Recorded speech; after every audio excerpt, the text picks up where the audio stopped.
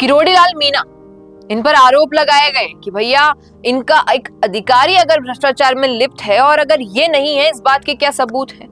किरोड़ी लाल मीणा इतने दिन से कह रहे हैं कि भैया मेरा नाम कहीं आ जाए तो मुझे बता देना, मैं इस्तीफा देने को तैयार हूं, मैं जेल जाने को तैयार हूं। लेकिन विपक्षी पार्टी पूर्ण रूप से इनको टारगेट किए हुए बैठी है।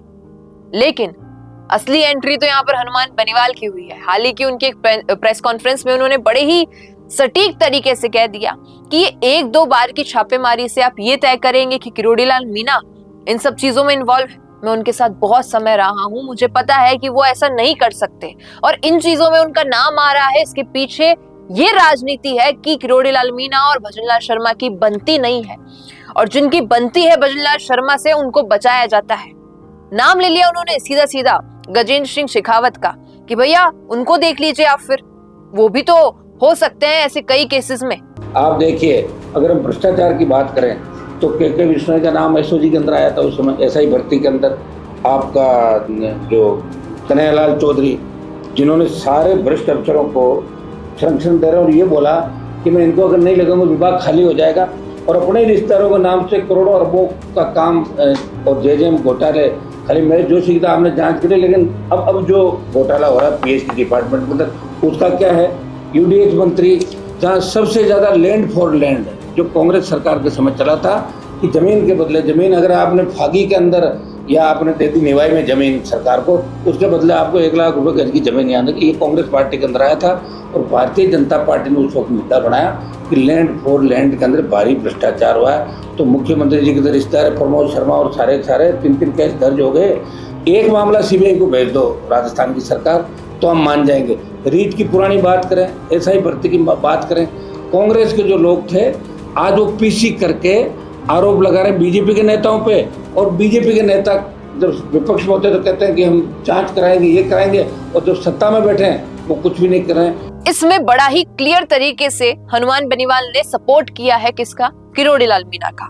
उन्होंने कहा कि 2-3 दिन से नकली बीज के नाम पर हो रही कार्रवाई में डॉक्टर किरोड़ी लाल मीणा को टारगेट किया जा रहा है। मैं सोच भी नहीं सकता उनका नाम इसमें आ सकता है। ये बात हनुमान बेनीवाल ने कही। और इसके अलावा किरोड़ी लाल मीणा क्या कह रहे हैं अपने ही स्टेटमेंट पे, आपको पता है इतने दिन से कह रहे थे कि भैया मैं इस्तीफा देने को तैयार हूं अगर मेरा नाम कहीं पर आता है, अगर मेरा इन्वॉल्वमेंट आपको कहीं पर दिखाई देता है तो। बहुत सारी चीजें हुई, उस डायरेक्टर को तो हटा दिया गया है उसके पद से, जो कि बहुत ही सही बात है। जो व्यक्ति भ्रष्टाचार में लिप्त है, जो इतना करप्टेड है, विभाग में इतनी गंदगी मचा रहा है, उसे हटाना बहुत ही अच्छी बात है। लेकिन किरोड़ी लाल मीणा को इस तरीके से टारगेट करना, हर कोई व्यक्ति मुंह उठाकर इनके लिए कुछ भी कह रहा है, नहीं सोच समझ रहा है। इस बात को देखते हुए इन्होंने एक बात कही है कि भैया जो लोग भ्रष्टाचार कर देश को लूट रहे हैं वे मेरी छवि खराब कर रहे हैं। भ्रष्टाचार के कारण आम जनता की लूट हो रही थी, नकेल कसने को नकली बीज के खिलाफ कार्रवाई जारी रहेगी। इनका इतने समय से जो ये छापेमारी का एक प्रकरण चल रहा था वो कहीं भी बंद नहीं होने वाला, ये इन्होंने क्लियर कर दिया है। दूसरी बात, इनका एक और मीडिया बाइट बड़ा वायरल हो रहा है जिसमें वो कह रहे हैं कि भैया अगर मैं हूं करप्टेड, अगर मेरे लिए कोई अगेंस्ट में प्रूफ निकल कर आता है तो मैं जेल जाने को तैयार हूं, इस्तीफा देने को तैयार हूं, इससे बड़ी बात क्या कुछ कहूंगा।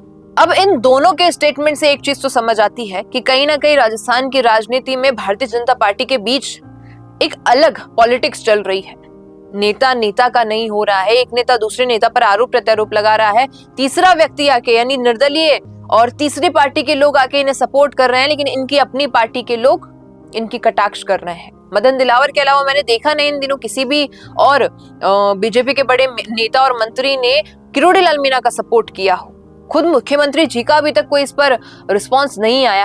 बाकी आप समझदार हैं, सोच विचार कीजिए कि क्या वाकई किरोड़ी लाल मीणा इतने बड़े केस में या किसी भी छोटे मोटे केस में इस तरीके से करप्टेड पाए जा सकते हैं या नहीं।